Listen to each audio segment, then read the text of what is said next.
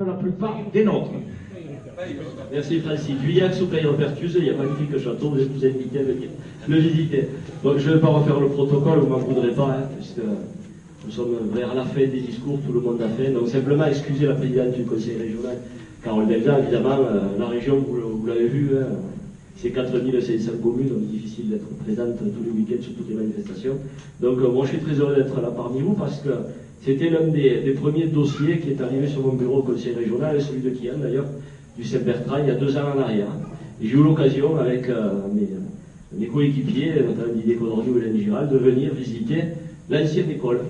Voilà, donc j'ai eu l'image de cette ancienne école avec des murs jaunes, il me semble, avec des couleurs. Et quand je vois aujourd'hui le résultat, je ne peux que féliciter le travail à la fois de l'architecte, parce que bon, sur les plans, ça ne veut pas dire grand-chose, et le travail surtout des entreprises, qui donne un résultat extraordinaire. Je pense que les médecins sont satisfaits du rendu. Moi j'ai eu la chance dans une vie antérieure de participer à la construction de la première maison de santé pluridisciplinaire de la région Languedoc-Roussillon, avec Georges Frêche, celle de Tuchan. Elle est beaucoup plus petite que la vôtre. Et je peux vous garantir que nous avons essuyé les plâtres, la RS le sait, mon ami Lucien Vedren aussi.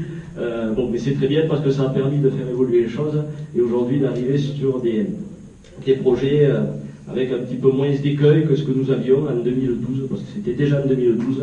Georges Frêche, il faut rendre hommage à ce monsieur parce que c'est lui qui a vraiment initié cette démarche régionale de construction de maisons de santé et surtout de volonté de mettre en œuvre un projet de soins autour. Je ne vais pas rentrer dans les détails, mais effectivement, si vous n'avez pas de projet de soins, ça ne peut pas fonctionner. C'est clair, il y a 2 solutions. Soit vous subissez, soit vous agissez. Bien souvent, les territoires subissent. Et au dernier moment, on s'aperçoit que le dernier médecin qui est sur le territoire, à 67 ans, 68 ans, il doit partir à la retraite.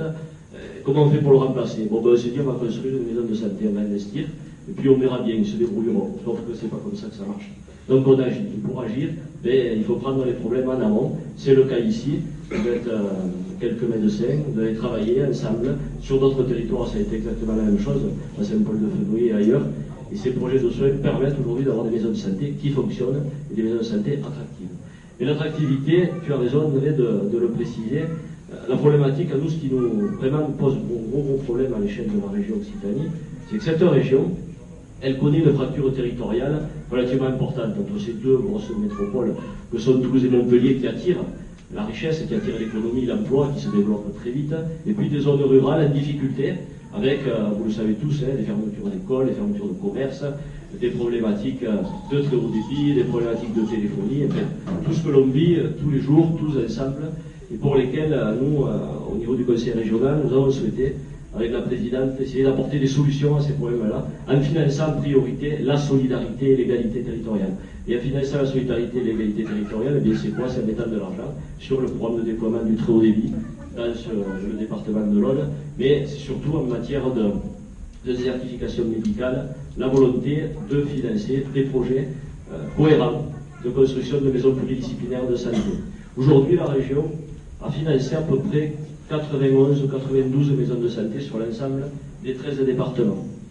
C'est un budget d'à peu près 10 millions d'euros, 70 ou 75 sont en fonctionnement, c'est le cas ici, et une petite vingtaine sont en projet, mais il y en aura d'autres. Mais derrière, je souscris pleinement aux propos du président Viola, qui vous alerte de ce qui va se passer dans quelques années, peut-être très très vite, dans quelques années, peut-être 4-5 ans.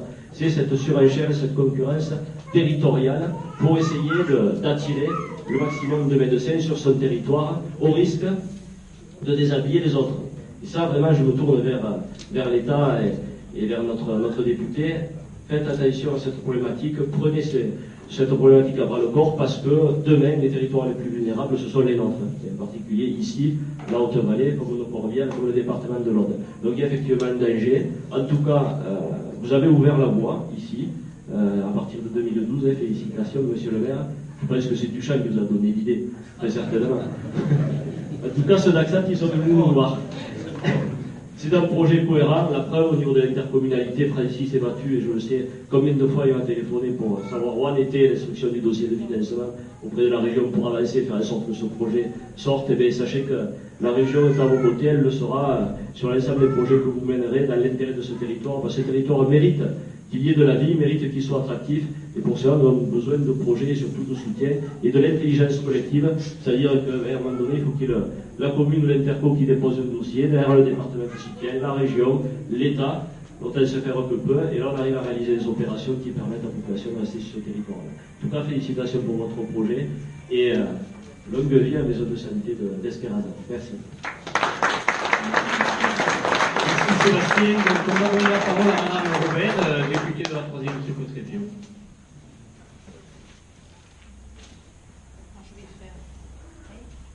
Madame la sous-préfète, messieurs, madame les élus, chers Espérazanais et toutes les personnes qui sont là. Voyez-vous, quand j'ai commencé à faire campagne pour les législatives, je suis allée à la rencontre des citoyens sur les marchés, dans les associations ou les réunions de quartier. Une préoccupation majeure revenait toujours devant toutes les autres, celle de l'accès aux soins et de la santé. Dans nos villages, le départ à la retraite des médecins et la difficulté à attirer des jeunes sont une vraie source d'inquiétude et nous l'avons tous dit. Heureusement, tous les acteurs publics et les élus locaux ont mis leur énergie à chercher des solutions. Je sais, pour les avoir écoutés et rencontrés, combien les maires, par exemple, peuvent faire preuve d'ingéniosité pour attirer des jeunes praticiens et leurs familles. Ici, à Espéraza, je constate d'abord que l'on a choisi de rénover l'ancienne école maternelle, ce qui permet de préserver la mémoire du bourg. Ensuite, ce n'est pas 1 ou 2 médecins, mais 5 qui sont prévus. De même que des dentistes, des infirmiers, des kinésithérapeutes, des diététiciennes, des podologues, de quoi rassurer les habitants d'Espéraza, mais aussi des villages environnants. De son côté, l'État a fait sa part. Depuis la première inscription dans la loi de la notion de maison de santé fin 2007, la maison de santé pluridisciplinaire a évolué. Ici, dans l'Aude, nous avons la fierté d'être à la pointe de cette évolution. Rien que pour la circonscription qui me concerne, ce sont 3 MSP qui ont été créés. Tuchan, Axat et Salles-sur-Lers. Une 4e aujourd'hui à Espéraza, une 5e en projet sur Chalabre et sur Cuxat-Cabardès. Le secret pour que ces projets aboutissent, en sus d'une volonté sans faille des élus et de la population de la commune, c'est que les maisons de santé ne soient pas des coquilles vides. Là aussi, on vous rejoint tous là-dessus. Il faut d'abord trouver les professionnels et notamment des médecins. Une fois créées, ces maisons de santé répondent à un double objectif. D'abord, rendre les soins plus accessibles en un même lieu, avec une offre de santé. Ensuite, d'attirer, je l'espère, de jeunes praticiens dans nos territoires vulnérables. Aujourd'hui, les jeunes médecins ne veulent plus s'engager dans la pratique isolée de la médecine de campagne à l'ancienne. L'environnement structuré et humain de la maison de santé est un vrai plus. La collaboration des médecins, des pharmaciens, des dentistes et des professions paramédicales permet aussi, et ce n'est pas un détail, de partager les frais de fonctionnement de la maison de santé. Le président et le gouvernement ne s'y trompent pas, puisqu'ils se sont donné l'objectif de doubler le nombre de maisons de santé d'ici 2022. À la commission des affaires sociales à laquelle j'appartiens à l'Assemblée nationale, je suis particulièrement vigilante à ce que cet accès aux soins pour tous reste l'une des grandes priorités de ce quinquennat. Je vous remercie.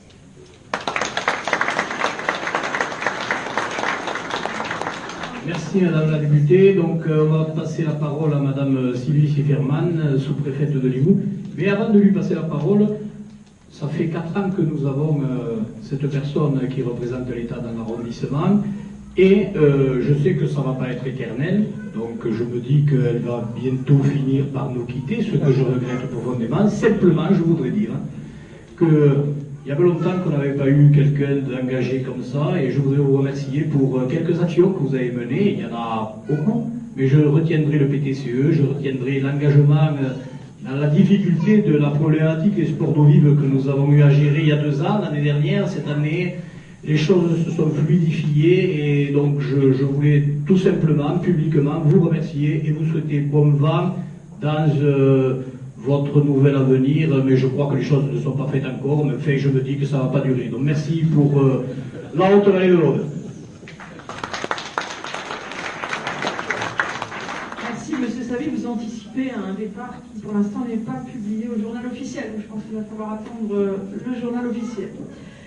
Alors, je suis évidemment très heureuse d'être parmi vous. Je vais aussi sauter l'étape du protocole pour gagner un petit peu de temps, puisque toutes les personnalités et bien sûr le public a déjà été salué. Alors effectivement, très heureuse d'être ici ce matin pour visiter une infrastructure de rénovation sur l'ancienne école en transformation en maison de santé pluridisciplinaire extrêmement bien réussie. Du point de vue de l'architecture, c'est la deuxième maison de santé du territoire de la communauté de communes des Pyrénées-Audois, après celle d'Axat, et bien sûr du futur projet de Chalabre. Je tiens à saluer le rôle déterminant des professionnels de santé qui sont à l'origine, qui sont, on va dire, le fer de lance de cette opération qui est, je veux dire, un vrai parcours de combattant. Le docteur Coué l'a un petit peu expliqué. Mais voilà, ce rôle déterminant des professionnels de santé, mais aussi la volonté politique des élus qui se sont mobilisés pour la faire aboutir, avec la labellisation et le soutien de l'ARS. Cette maison de santé a la particularité d'être multisite. On parle bien d'Espérazac Cuisa. Donc 5 médecins généralistes, un cabinet d'un autre médecin qui était donc qui est situé juste à côté, et bien sûr le médecin généraliste situé sur la commune de Cuisa qui est en train de travailler ce matin justement pour que nous puissions visiter tranquillement cette maison à Espérazac. Je ne vais pas redétailler les autres professionnels de santé, ils ont été cités. Peut-être juste dire et remercier aussi la commune d'Espérazac qui fournit un logement à loyer modéré et le département qui accorde des indemnités de logement et rembourse les frais de transport aux internes qui viennent effectuer leur stage ici. Et comme vous le savez déjà, puisque je crois que ça a été cité à l'un ou à un autre moment des discours, sur les 7 médecins, il y en a 4 d'entre eux qui sont maîtres de stage universitaires, donc qui accueillent les jeunes internes et qui les forment et qui viennent effectuer leur stage à Espérazac. 4 sur 7, c'est très très bien.